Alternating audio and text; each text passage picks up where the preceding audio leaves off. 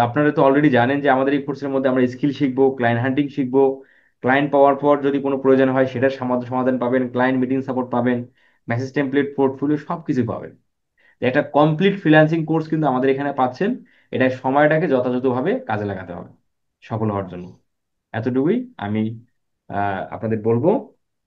আর আমি যেটা বললাম যে আমরা যদি কোর্স চলাকালীন অবস্থায় যদি আমরা ফ্রিল্যান্সিং থেকে আর্ন করতে চাই, তাহলে আমাদের রোড ম্যাপ কি হওয়া উচিত?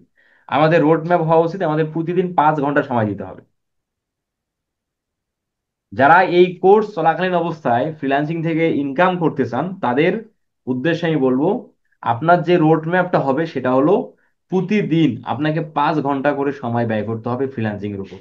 এখন এই 5 ঘন্টা আপনি কোথায় কোথায় ব্যয় করবেন, কি কি কাজে ব্যয় করবেন? নাম্বার ওয়ান, আপনি 1 ঘন্টা ক্লাস করলেন আমাদের।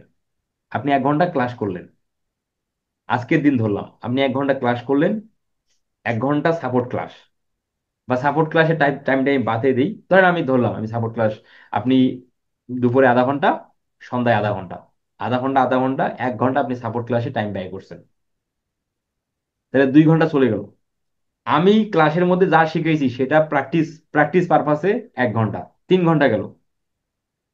1 ঘন্টা হবে রিসার্চ, ডিজিটাল মার্কেটিং এর অল স্কিলের উপর। ডিজিটাল মার্কেটিং কি, ফেসবুক মার্কেটিং কি, আমরা যা কিছু শিখবো সেগুলো ইউটিউবে, গুগলে, চ্যাট জিপিটির মধ্যে সার্চ করা, মানে রিসার্চ করা। 1 ঘন্টা। কয় ঘন্টা হলো? 4 ঘন্টা হলো। 30 মিনিট, 30 মিনিট হলো স্পোকেন ইংলিশে ফোকাস দেয়া। 30 মিনিট স্পোকেন ইংলিশে ফোকাস দেয়া। স্পোকেন ইংলিশে কোথায় ফোকাস দিবেন আমি সেটা একটু পরে বলবো। স্পোকেন ইংলিশে 30 মিনিট আপনি সময় ব্যয় করবেন।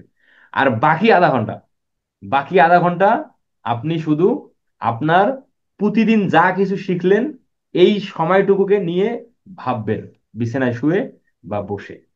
এই হলো 5 ঘন্টা রোডম্যাপ। এই 5 ঘন্টা যদি আপনি কন্টিনিউ করেন, এই কোর্স চলাকালীন অবস্থায় আপনার ইনকাম জেনারেট করা সম্ভব।